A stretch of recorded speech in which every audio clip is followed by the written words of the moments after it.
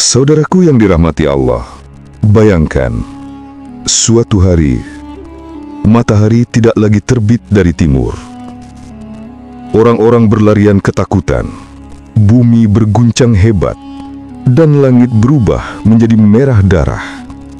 Manusia menetap ke atas dengan wajah pucat, dan saat itulah terdengar tiupan yang memekakkan telinga. Itu bukan suara petir, bukan pula letusan gunung api, melainkan tiupan sangkakala malaikat Israfil, tanda bahwa dunia yang kita kenal telah berakhir. Hari itu bukan lagi sekadar dongeng atau ramalan. Ia adalah kenyataan paling mengerikan yang akan datang cepat atau lambat. Rasulullah Shallallahu Alaihi Wasallam bersabda, datangnya kiamat tidak akan terjadi sebelum muncul 10 tanda besar. Hadis riwayat Muslim. 10 tanda besar itu bukan hanya simbol. Masing-masing adalah peristiwa luar biasa yang mengguncangkan iman manusia. Dajjal, sosok penipu terbesar dalam sejarah. Turunnya Nabi Isa yang akan menghancurkan salib dan membunuh Dajjal. Keluarnya Ya'juj dan Ma'juj, makhluk buas yang menghancurkan bumi seperti badai.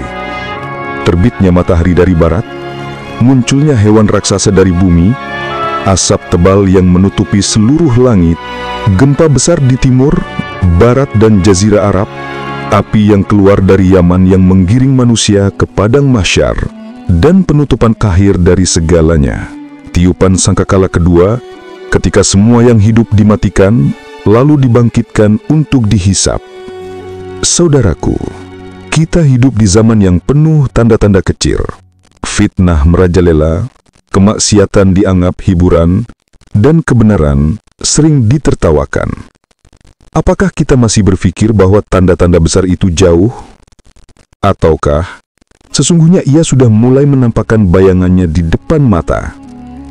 Kiamat bukan sekedar peristiwa masa depan. Ia adalah peringatan agar manusia kembali kepada Rabb-Nya. Karena sebelum datang tanda-tanda besar, Allah telah menurunkan banyak tanda kecil agar kita sadar, bertobat, dan memperbaiki diri. Namun sayangnya, sebagian dari kita masih hidup seolah-olah dunia ini ababi. Dalam serial ini, kita akan membahas satu persatu 10 tanda besar kiamat, berdasarkan dalil Al-Quran, hadis sahih, dan pandangan para ulama. Kita akan melihat bagaimana peristiwa ini akan mengguncangkan alam semesta dan bagaimana seharusnya seorang mukmin mempersiapkan diri. Maka, jangan lewatkan setiap bagiannya, karena setiap tanda adalah peringatan keras dari Allah tentang dekatnya hari yang dijanjikan. Sebelum kita mulai pembahasannya, dukung terus channel ini agar dakwah dan ilmu Islam terus tersebar. Silahkan subscribe, tekan tombol like, tuliskan pendapatmu di kolom komentar, dan bagikan video ini kepada sahabat serta keluargamu, agar semakin banyak yang sadar bahwa hari itu bukan lagi sekadar cerita. Apakah engkau siap menyaksikan tanda-tanda besar yang akan mengakhiri sejarah dunia?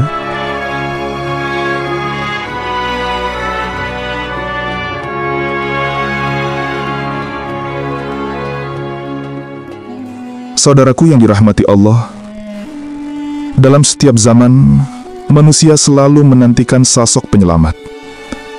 Namun di akhir zaman, dunia justru akan menyaksikan munculnya penyesat terbesar dalam sejarah umat manusia. Seorang lelaki yang mengaku sebagai Tuhan. Dialah Al-Masih Ad-Dajjal. Rasulullah Shallallahu Alaihi Wasallam bersabda, tidak ada fitnah yang lebih besar sejak diciptakannya Adam hingga hari kiamat selain fitnah Dajjal. Hadis riwayat Muslim. Nama Dajjal berasal dari kata Dajjala, yang berarti menutupi atau menipu. Ia disebut demikian karena menutupi kebenaran dengan kebohongan, mengelabui pandangan manusia hingga banyak yang tersesat mengikutinya. Sebelum Dajjal muncul, dunia akan berada dalam kekacauan. Perang besar terjadi di berbagai penjuru bumi, ekonomi runtuh, kekeringan dan kelaparan melanda manusia. Fitnah demi fitnah membuat manusia kehilangan arah dan harapan. Saat itulah, dari arah timur, tepatnya wilayah Khurasan, akan muncul seorang lelaki luar biasa. Tubuhnya besar, rambutnya keriting, matanya buta sebelah seperti anggur yang menonjol.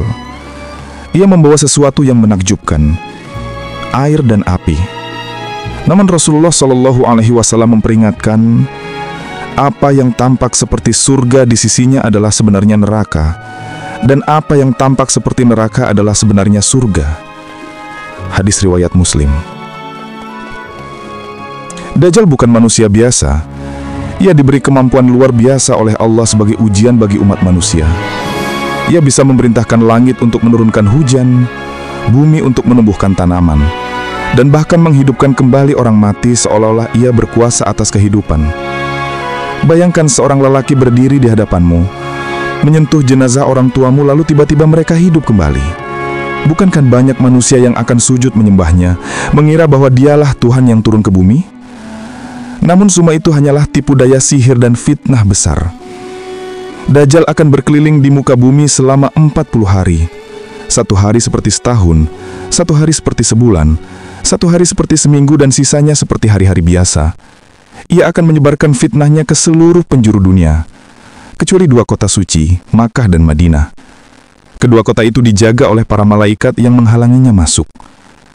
Ketika fitnahnya mencapai puncak, Allah akan menurunkan Nabi Isa alaihi salam ke bumi, di Menara Putih di sebelah timur Damaskus. Dengan wajah yang bercahaya dan aroma yang harum, Isa akan mengejar Dajjal hingga ke wilayah Bablut di Palestina.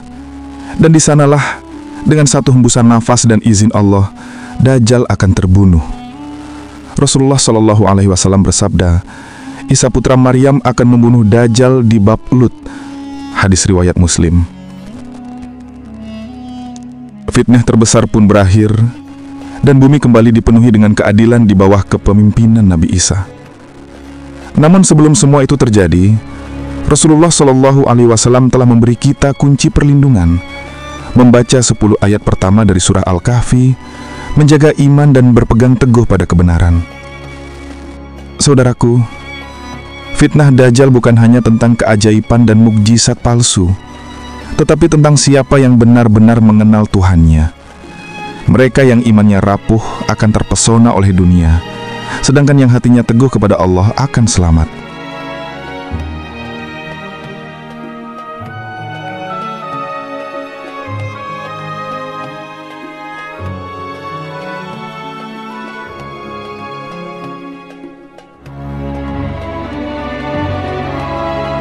Saudaraku yang dirahmati Allah, fitnah Dajjal telah menyebar ke seluruh penjuru bumi.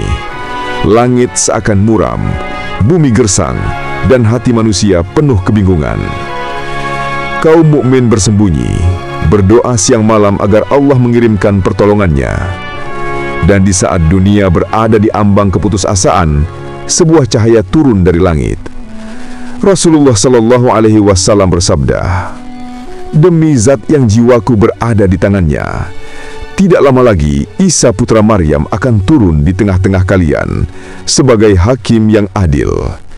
Ia akan menghancurkan salib, membunuh babi, dan menghapus jizyah.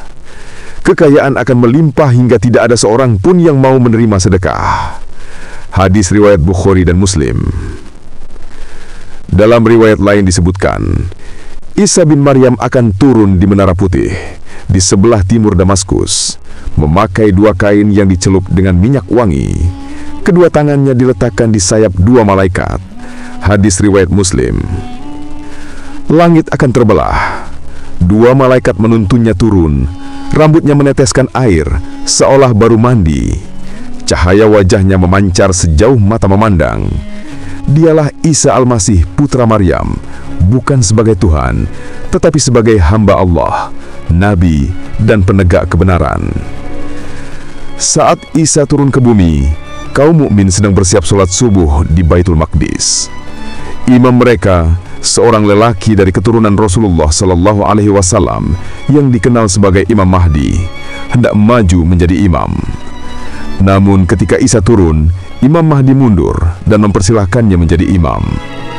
Tapi Isa berkata, "Engkau yang menjadi imam bagi mereka, sebagai penghormatan dari Allah kepada umat ini." Hadis riwayat Muslim. Maka sholat pun didirikan, dan inilah pertama kalinya Nabi dari langit dan pemimpin akhir zaman dari bumi berdiri bersama dalam satu saf. Simbol persatuan, kemenangan, dan tegaknya kebenaran atas kebatilan. Usai sholat, Isa keluar bersama pasukan kaum mukminin. Mereka mencari Dajjal yang sedang menyebarkan fitnahnya di bumi Syam dan Palestina. Ketika Dajjal melihat Isa, ia ketakutan luar biasa, seperti garam yang meleleh terkena air. Rasulullah Shallallahu Alaihi Wasallam bersabda, Dajjal akan hancur ketika melihat Isa.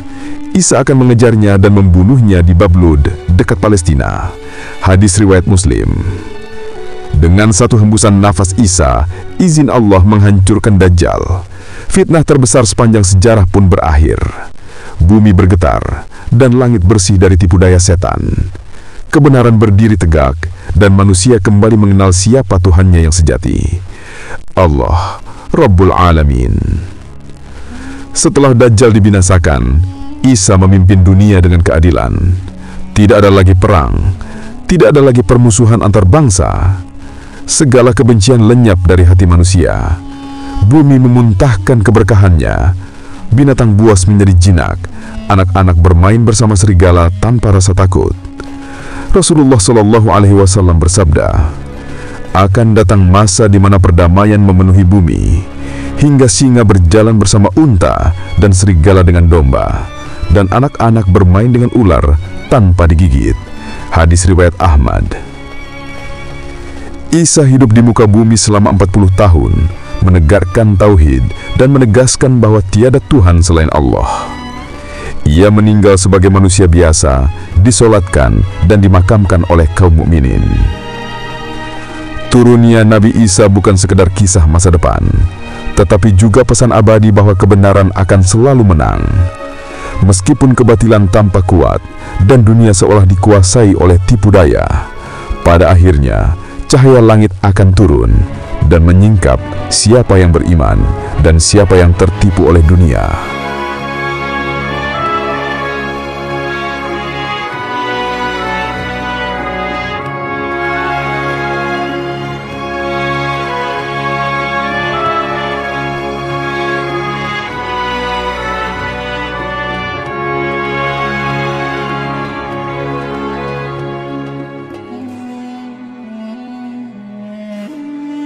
Saudaraku yang dirahmati Allah, fitnah Dajjal telah berakhir.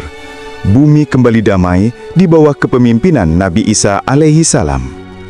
Hujan turun dengan berkah, tanaman tumbuh subur, dan manusia hidup dalam ketenangan yang belum pernah mereka rasakan sebelumnya. Namun, di balik dinding besi yang telah berkarat oleh waktu, di lembah yang gelap dan terasing dari dunia, dua bangsa besar tengah menggeliat. Mereka menunggu waktu yang telah Allah tetapkan untuk keluar dan menghancurkan bumi. Mereka adalah Ya'juj dan Ma'juj. Nama mereka disebut dalam Al-Quran dalam kisah agung tentang Zulkarnain, seorang raja adil yang menjelajah ke ujung dunia. Ketika beliau tiba di antara dua gunung, kaum yang tertindas memohon, "Wahai Zulkarnain, sesungguhnya Ya'juj dan Ma'juj itu membuat kerusakan di muka bumi. Maka dapatkah kami memberikan imbalan kepadamu, agar engkau membuat dinding antara kami dan mereka?" Zulkarnain pun membangun penghalang besar dari besi dan tembaga, menutup celah di antara dua gunung, dan mengurung bangsa perusak itu di balik dinding raksasa. Maka mereka tidak dapat mendakinya, dan tidak pula mereka dapat melubanginya. Sejak saat itu, Ya'juj dan Ma'juj terkurung. Namun setiap hari mereka menggali dan menggerogoti tembok tersebut. Hingga pada waktu yang telah Allah janjikan, penghalang itu akan runtuh. Rasulullah Shallallahu Alaihi Wasallam bersabda, Allah akan mewahyukan kepada Isa bin Maryam, Aku telah mengeluarkan hamba-hambaku yang tidak ada seorang pun mampu melawan mereka. Maka bawalah hamba-hambaku ke Bukit Tur untuk berlindung. Dari balik dinding itu, ribuan bahkan miliaran manusia berwajah buas dan mata tajam keluar seperti banjir besar. Mereka turun dari setiap tempat tinggi, menghancurkan apa saja yang mereka lewati, membunuh, menjarah, dan meminum habis seluruh air di bumi. Hingga apabila Ya'juj dan Ma'juj dibukakan dindingnya, mereka turun dengan cepat dari seluruh tempat yang tinggi. Mereka begitu banyak, hingga ketika barisan pertama melewati Danau Tobariyah atau Tiberias di Palestina, semuanya kering dalam hanya sekejap. Barisan di belakangnya berkata, "Dulu di sini ada air." Begitu cepat mereka menelan dunia. Ketika mereka telah menaklukkan bumi, Ya'juj dan Ma'juj berkata dengan kesombongan, "Kita telah mengalahkan seluruh penghuni bumi. Sekarang mari kita kalahkan penghuni langit." Mereka menembakkan panah ke langit, dan Allah biarkan panah-panah itu kembali berlumuran darah, sebagai ujian bagi kesombongan mereka. Manusia pun ketakutan, dunia menjadi gelap, dan bumi bergetar di bawah langkah kaki makhluk-makhluk penghancur itu. Ketika umat Islam tidak lagi mampu berbuat apa-apa, Nabi Isa alaihi salam bersama kaum mukmin berdoa dengan penuh kepasrahan. Lalu Allah mengabulkan doa itu, mengirimkan ulat atau cacing kecil di leher-leher Ya'juj dan Ma'juj yang menyebabkan mereka mati serentak di malam yang sama. Keesokan harinya, bumi dipenuhi jasad mereka yang membusuk dan menebar bau busuk luar biasa. Nabi Isa kembali berdoa, dan Allah mengirimkan burung-burung besar seperti unta yang membawa jasad mereka ke tempat yang Allah kehendaki. Kemudian hujan turun membasuh bumi hingga kembali bersih. Setelah itu, bumi kembali subur dan damai. Kaum mukmin hidup makmur di bawah pimpinan Nabi Isa alaihi salam. Tanaman tumbuh dengan ukuran luar biasa, dan hewan-hewan jinak berjalan berdampingan dengan manusia. Dunia kembali aman untuk sementara waktu. Namun bagi orang beriman, peristiwa ini menjadi pengingat bahwa kekuatan dunia sebesar apapun akan binasa ketika Allah berkehendak. Bahwa manusia yang sombong seperti Ya'juj dan Ma'juj akan hancur oleh makhluk sekecil ulat, sebagai bukti betapa lemah kekuasaan makhluk di hadapan Sang Khalik.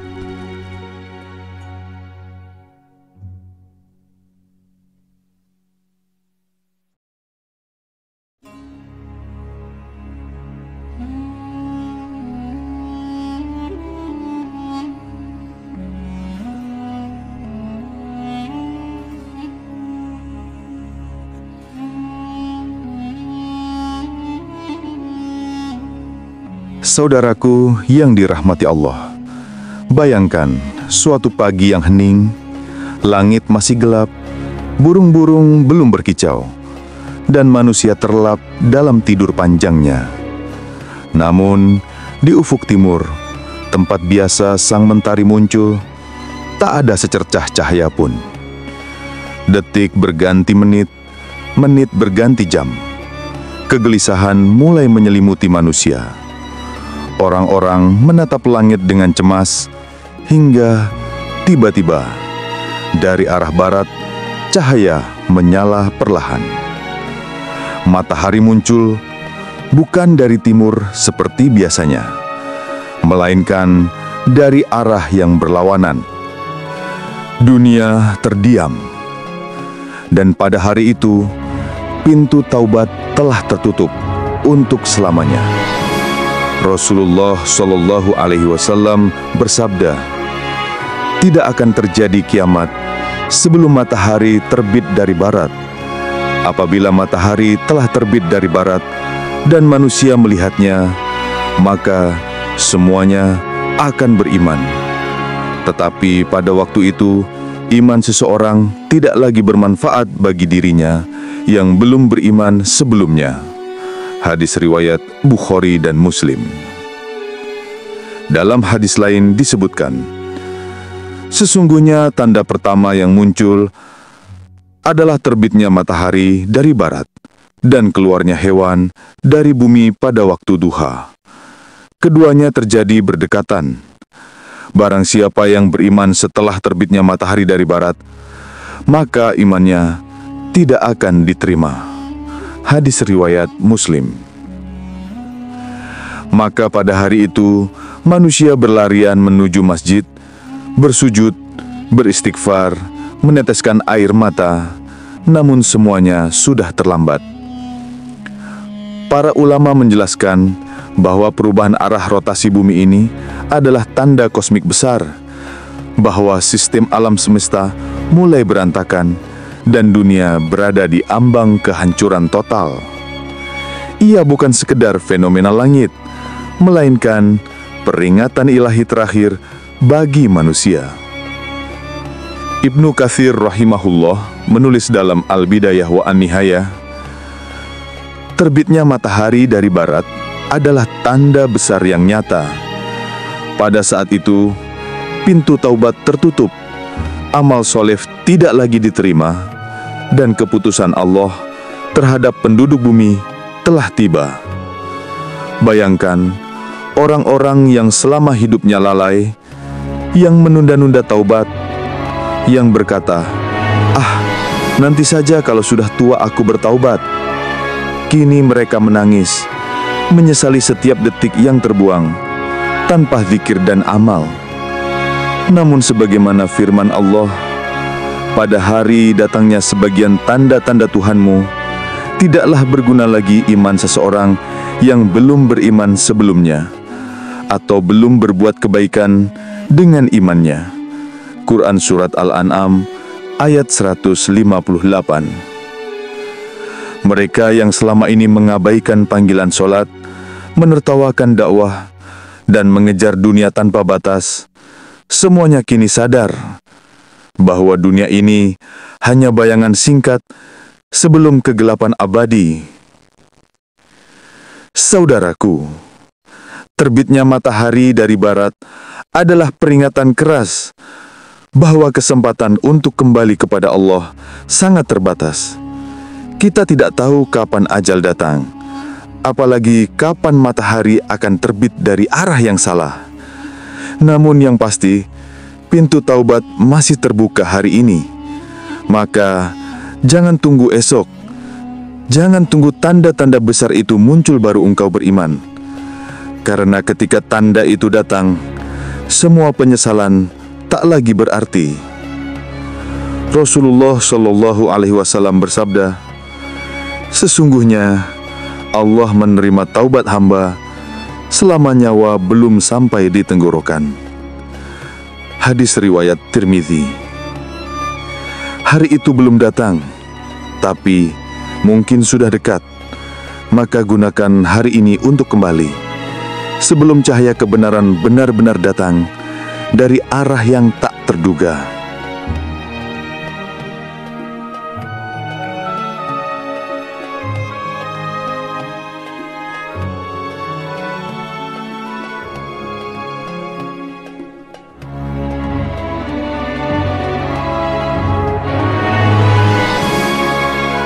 Saudaraku yang dirahmati Allah, setelah matahari terbit dari arah barat, tanda besar yang membuat seluruh manusia tersadar, namun sudah terlambat untuk beriman. Muncullah satu peristiwa yang tidak kalah menakutkan. Bumi akan mengeluarkan makhluk yang disebut Dabbatul Ard, sebuah ciptaan Allah yang akan berbicara kepada manusia. Ia bukan jin, bukan manusia, bukan pula hewan biasa. Ia adalah tanda keras dari langit bahwa masa penutupan dunia sudah benar-benar tiba. Allah Subhanahu wa Ta'ala berfirman dalam surah An-Naml ayat 82. Dan apabila perkataan atau ketentuan telah jatuh atas mereka, kami keluarkan sejenis binatang dari bumi yang akan mengatakan kepada manusia bahwa sesungguhnya mereka dahulu tidak yakin kepada ayat-ayat kami. Ayat ini menggambarkan sebuah masa ketika manusia telah menolak kebenaran terlalu lama. Mereka mengolok-olok wahyu, menertawakan akhirat, dan menolak peringatan para nabi. Maka Allah keluarkan Dabbah ini bukan untuk berdakwah, tapi untuk menegur dengan kenyataan yang tidak bisa lagi disangkal. Dalam beberapa riwayat disebutkan, Dabbatul Ard akan muncul dari Mekah, tepatnya dari Masjidil Haram antara Hajar Aswad dan Maqam Ibrahim. Ketika ia muncul, bumi akan berguncang dahsyat, debu beterbangan, manusia panik berlarian, tapi tak ada tempat bersembunyi. Makhluk ini membawa tongkat Nabi Musa dan cincin Nabi Sulaiman. Dengan tongkat itu, ia menandai wajah orang beriman dengan cahaya putih yang bersinar. Dan dengan cincin itu, ia menandai wajah orang kafir dengan tanda hitam yang jelas terlihat. Bayangkan, saudaraku, tak ada lagi tempat untuk berpura-pura, tak ada lagi topeng kemunafikan.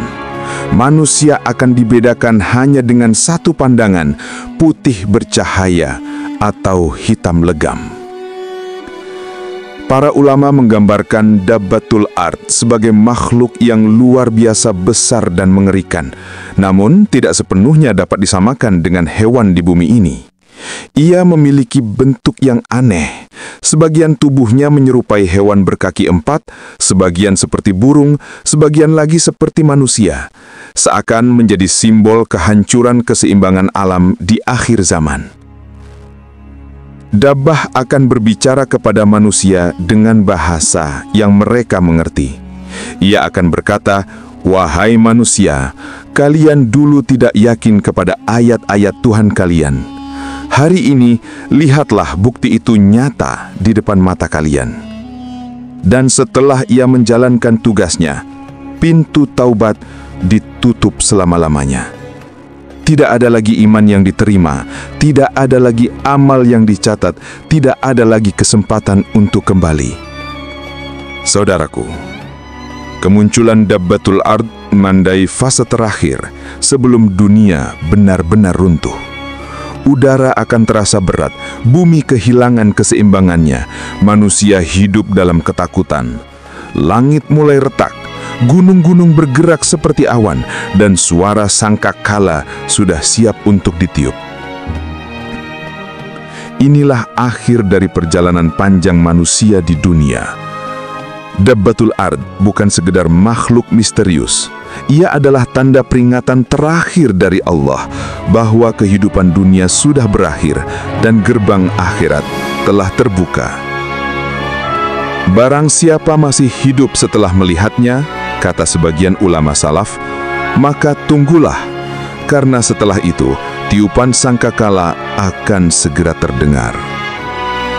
Saudaraku, kisah ini bukan sekedar cerita masa depan, melainkan peringatan untuk hari ini.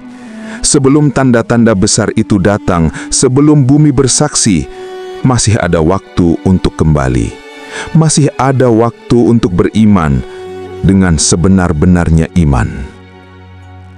Dan kelak, ketika bumi berbicara, semoga nama kita termasuk yang diseru dengan cahaya iman, bukan yang ditandai dengan kegelapan kekafiran.